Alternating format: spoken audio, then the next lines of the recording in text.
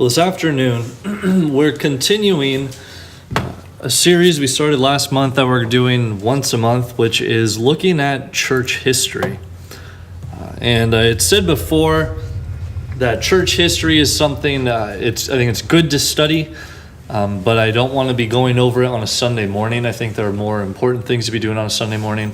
But I don't want us to ignore it either. It's actually through understanding, I think, a lot of this history that we begin to see just how complex this is, as well as where many of our ideas have come from.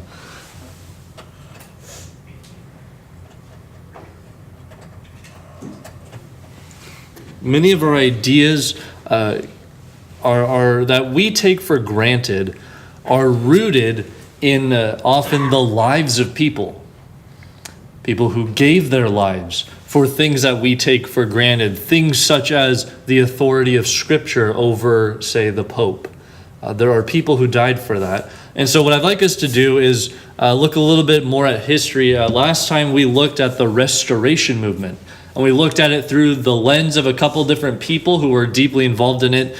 And this time we're going to look at just before the Reformation. I don't know that there's actually a way to describe this. I've heard it referred to sometimes as the Bohemian Reformation, but that only describes a couple people, not the people we're actually looking at. But so I'm calling it the Pre-Reformation. And what we're going to be doing is we're going to be looking at these two men, John Wycliffe and John Hus.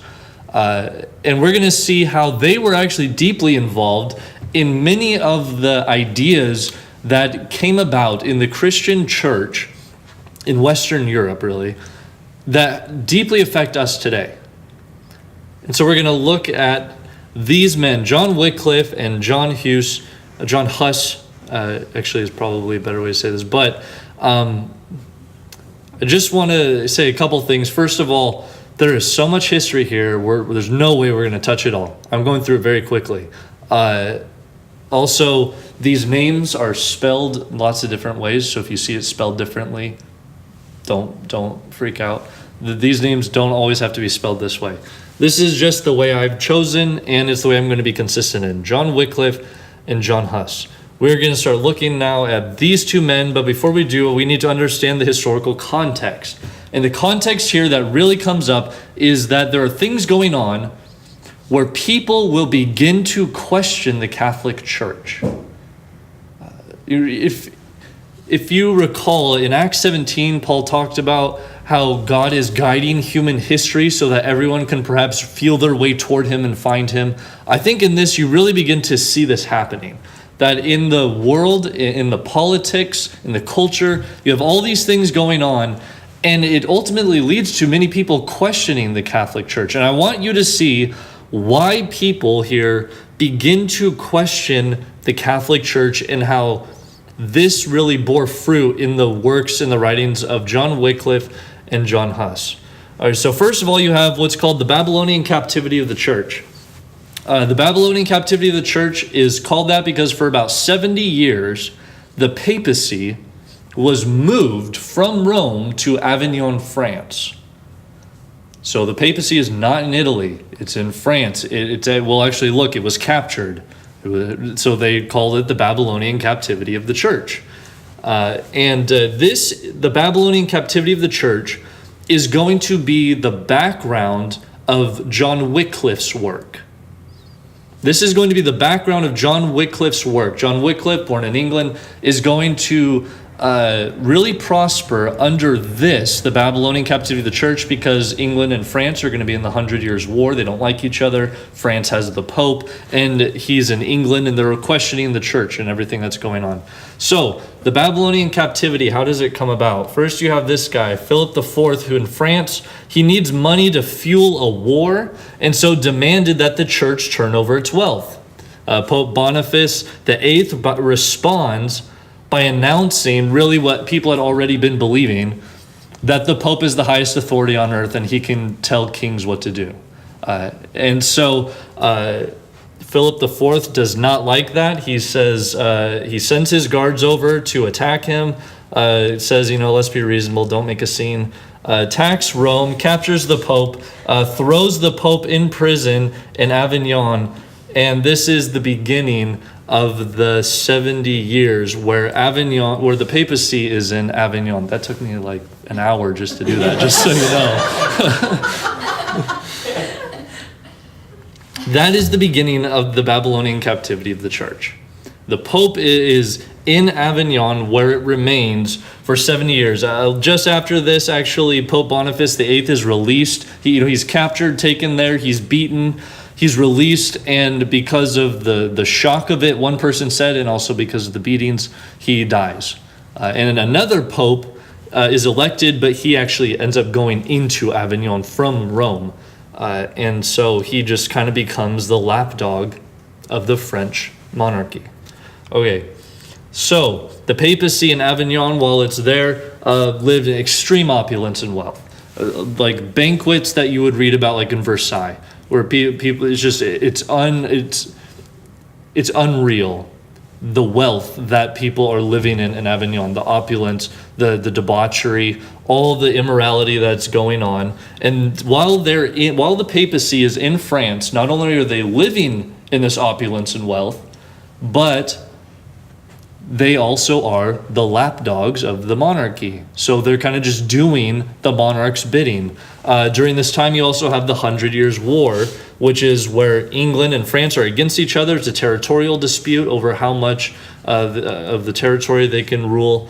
And so you have the papacy in France, English not liking France, and the people begin to question the church because the church is just now the lapdog of the French. And back in England, John Wycliffe is preaching against this and saying something's wrong, something needs to change.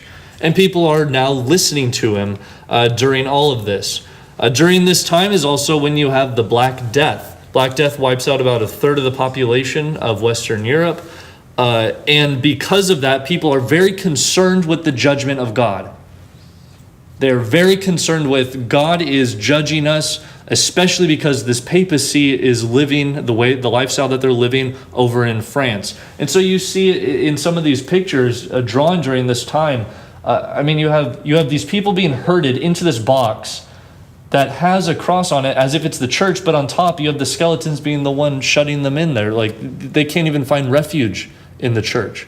And so during this time you have the Black Death, a third of Europe about is wiped out, which is also why you have the Renaissance, for those of you who know your history during this time, because you have a third of the population wiped out, the wealth consolidates, and now people have money to spend on things, and culture actually flourishes after this.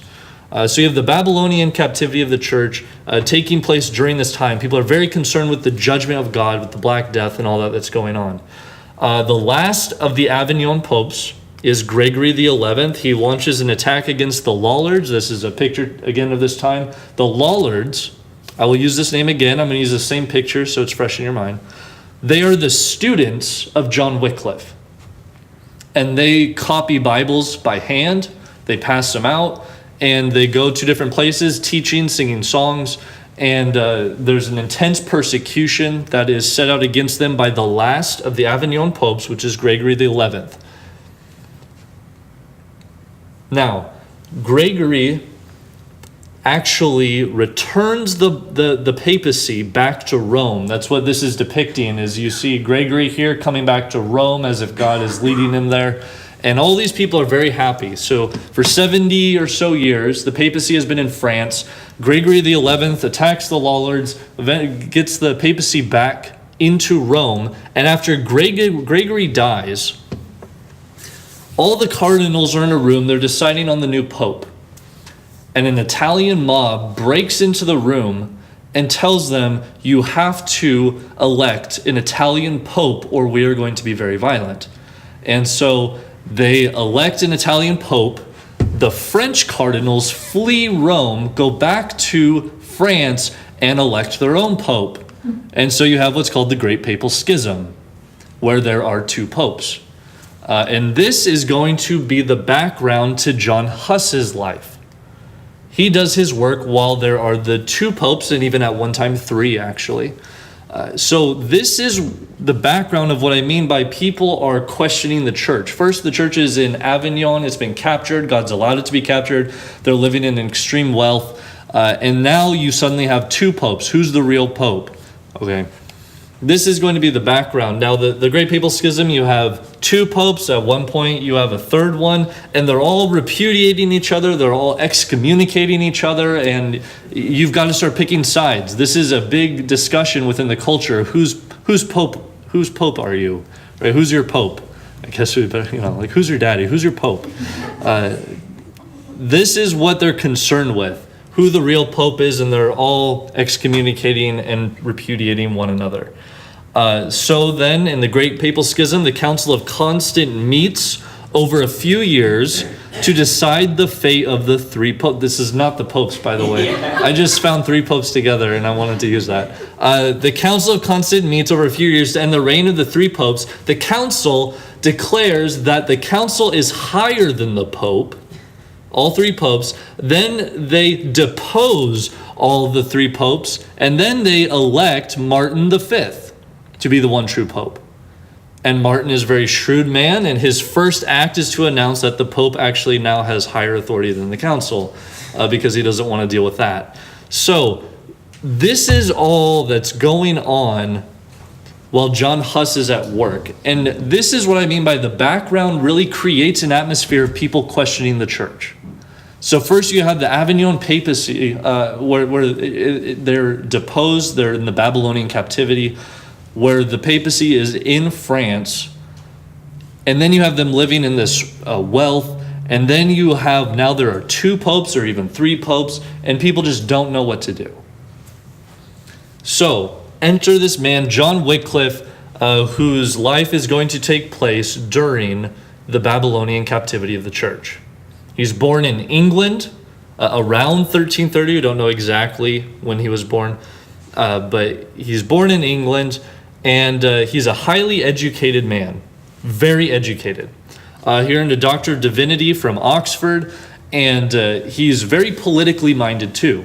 He actually becomes an ambassador at one point, and he's working with the leaders and with different nations, very involved in politics, but he is deeply theological. He's deeply concerned with the direction the church is going and getting things to the way they're supposed to be. So he's very educated at Oxford. He starts reading the New Testament for himself, and he sees the disconnect. This is going to be a very a pattern you'll find in people who have had some kind of an awakening, is that they just happen to be reading the Bible for themselves. And that's no coincidence. So he's reading the New Testament for himself, and he sees that there's an extreme disconnect between the life of Christians, right, and then the life of the papacy. That there's something not right here, because this is during the time of the Avignon papacy, where they're living in wealth and splendor and all that. So he knows something's not right, and he wants to get things the way they're supposed to be. He actually translates the Bible into English, and he believes that everyone needs to read it in their native tongue. Now, this is very important. He has his students, known as the Lollards, make copies by hand, because there's no printing press yet. So it takes them a month or more just to make copies of the New Testament by hand, and they start passing them out. These are the same Lollards who are obviously burned to death. They start passing them out, and anytime the church finds one of these copies, they burn it. And so John Wycliffe is really going against the stream here, but he's training these men, these Lollards, to go out and to spread New Testament Christianity to people. Now, Gregory the 11th, as I said, was the last of the Avignon popes, and he's the one who starts putting them all to death. And Wycliffe, in the midst of all of this, is very adamant that everyone has a right to read the New Testament scriptures. Everyone. Even the illiterate. He believes that the illiterate should be trained to read just so that they can read the New Testament. That this is what everyone needs to do. So some important teachings of Wycliffe. He has a book called On Civil Dominion, and it taught that the king was the utmost authority of the land, not the pope. Remember, the pope had declared that he's the utmost authority, and then that's what led actually to the Avignon papacy. So he teaches that the king is the utmost authority, even that the Pope is subject to Scripture. This is radical thinking at this time. That the Pope is not the person who just interprets Scripture, but he's actually subject to it.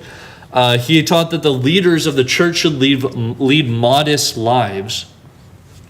He taught that the Lord's Supper was a sign and seal of the spiritual presence of Christ. He really renounces any kind of transubstantiation. And he believed that the cup should be given to the laity. If you've never heard that expression, what we're talking about is that in a Catholic Mass, the priest blesses the cup and the wafer, but you don't touch it because you might drop it or spill it or ruin this now turned into blood wine. You're going to ruin it, so you don't have the ability to touch it. Let the holy people touch it. And he believes that the cup should be given back to the laity, that people should be involved and participating in worship and all this. So these are going to be some very significant teachings of John Wycliffe, things that we take for granted. I mean, the Lollards, I couldn't even tell you how many of them died for this. Just simple things like you and I, what we just did this morning, we can take the Lord's Supper into our own hands and take it. That was a big deal to them. So that's a lot of the major teachings of John Wycliffe. Toward the end of his life, as I said, Pope Gregory XI starts. He embarks a series of slayings against all of the Lollards. And Wycliffe is actually tried in Lambeth. This is a recreation of Wycliffe's trial. He's taken, he's tried, but while he's in the middle of his trial is when you suddenly have two popes. And now they've got other things that they've got to deal with besides this guy, John Wycliffe. So he's not freed, but he's not condemned. And he just is allowed to leave. And he spends a couple more years training more Lollards. And then the trial reconvenes. And supposedly, after it reconvenes, there's a great earthquake while he's in the middle of trial. And people either think that it's an earthquake because we shouldn't be condemning John Wycliffe, or it's an earthquake because we should have condemned him long ago. Either way, it's God's judgment against us. But he's not condemned by the trial either, and he actually dies of a stroke 2 years later. So that's the life and the work of John Wycliffe, taking place with the background of the Avignon papacy and the Babylonian captivity of the church. Then you have the election of the two popes, which is going to be the background to John Huss's life. John Huss is greatly influenced by John Wycliffe. He even actually preaches from John Wycliffe, and he gives Wycliffe total credit. He's really influenced by this guy. He's born in Bohemia, modern day the Czech Republic, and very importantly, this man. Just keep this in mind. His last name actually means goose. So this will come up in just a little bit. But John Huss, last name means goose, born in Bohemia. His life, he's educated at the University of Prague, which is now Charles University, and he's a brilliant student. He's actually made director of the university at age 32. So he becomes the director of the entire university, which includes the duties of being a chaplain. So not only is he the director of this university, but he gets to teach and to preach, and he's actually renowned for being a powerful teacher and preacher. He really starts to make a name for himself. He is very influenced, as I said, by John Wycliffe, and some of the things he begins to teach is that the Bible, the New Testament, is a higher authority than the Pope. He teaches the priesthood of all believers and the giving the cup back to the laity. This is actually a statue in Prague of Wycliffe holding a cup there with the laity behind him like he's giving the cup back to the laity. So this is a lot of what he begins to teach, things that are very against the Catholic Church. Pope Gregory XII in 1406 responds to Huss that he needs to back off, and Huss responds with, "You're not the real Pope," because remember, there are two popes at this time. So he says, "You're not the real Pope," and Huss doesn't really take a side. The university actually doesn't take a side. They remain neutral. They were like, I don't know, like they're burning their cards. They decide to remain neutral, but he is not going to stop anytime soon. So later on, Pope John the 23rd, who actually today is now considered an anti-pope, declares a holy war or a crusade against Naples. And he starts selling indulgences to pay for this. Makes a lot of money paying for this. He even offers full remission of sins if you go and fight in the holy war in Naples. And so Huss actually uses this to preach even more against the popes and the papacy and all that they're doing. This is a drawing from Bohemia of John Huss preaching during this time. But Pope John the 23rd does not like this. And he decides that no sacraments will be given in the entire city of Prague until they take all this back. And if you know your Catholicism, if you're familiar with this, in Catholicism, the sacraments are the means of salvation. Right? So taking the Lord's Supper, the last rites, all this, these sacraments are your means to salvation. So he bans the entire city of Prague. The people in Prague turn against Huss. And he actually goes into hiding, where he writes 2 books, one called The Nature of the Church and the other called The Purchasing of Religious Privileges by Money. Now, as I said, there was the Council of Constance, which formed to end the Great Papal Schism. And now at this point, there are 3 popes. And they command John Huss to come and stand trial for heresy. And Huss is no dummy. He knows it's a suicide mission. He says, no, I'm not going to go. I'm not going to travel all the way to Germany just to be executed. So he says no. The next year, they command him to come stand trial a second time. And they allow the king of this area, Sigismund, to give John Huss safe passage, which means exactly what it sounds like. He's going to go there, and he's going to be brought home free, and nothing's going to happen. Sigismund and the guards bring him there. There are a couple different versions of the story. One is that the guards immediately turn against Huss and imprison him. Another is that he stays for a little bit, but eventually he is imprisoned. Either way, Sigismund backs off and just kind of he throws him under the bus, as we would say. And so John Huss is in a dungeon for 8 months. Very unpleasant kind of dungeon too, really given meager rations. And he's brought out to defend himself. He's given no time to prepare any kind of defense. They put him in this dungeon for 8 months to break him. And then they bring him up and he stands there. They condemn him as a heretic, and he is going to be burned alive. This is a drawing of the burning of John Huss. So they condemn him, and as they're leading him out, supposedly they took him into a room, took a crown with like 3 demons on it, put it on his head, say, "We renounce you to the devil," and he says, "Well, I renounce myself to Jesus." And they bring him out to be burned, and this is why it's important that I said his last name is Goose, because his last words were something like the following.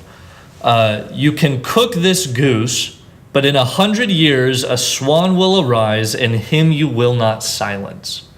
And 100 years later, Martin Luther posts his 95 Theses. So many people actually look at that as a very, I'll let you decide whether it's prophecy or not. Anyway, John Huss declares this. He's burned at the stake.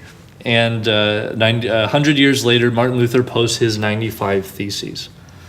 So that's the life of John Huss. And I want us to real quickly look at what are some things we can take from this. What are some things we can learn from this? Really, a lot of these men introduced ideas we take for granted, things that we really believe in, such as the authority of Scripture over the Pope. I mean, we don't debate that. I've never had a Bible study where I had to discuss that with someone. And yet that to them was a major issue that they had to overcome because of hundreds of years of teaching, of tradition, of indoctrination. They really believed that the scriptures should be available to everyone, that you and I have the right to read and to interpret for ourselves what scripture says. Okay, that's something we do believe, and we really take for granted. This is something that they died for. The importance and participation of the laity, we really believe this. We try to get people involved in doing things, but this is something they really had to work for. It's also important for us to know that the work of the church is not a solo effort.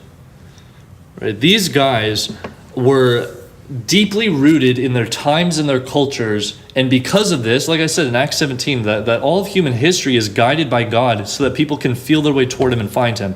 That these people worked within their culture and their societies and their time frames to bring about what they thought was best, and you can just see God at work in all of this. I mean, John Huss and John Wycliffe, they didn't create those situations. And yet those situations influence them. And John Wycliffe trains these lollards. It's one big communal thing where you have lots of people involved. It's not just one person doing things. In fact, you even see that Huss is highly influenced by Wycliffe. So it's not just about me coming up with ideas. You know, it's about all of us working together, working towards something. That is the work of the church. That's historically what it's been when we've gotten closer and closer to New Testament Christianity. It's just been people working together. Lastly, I would leave you with this idea, because I don't know about you, but whenever I read stories like this, I wonder, what would I do? You know, what would I do if I was thrown in the lion's den? What would I do if I was to be burned at the stake? And there are two things I know. One is that there are things worth dying for.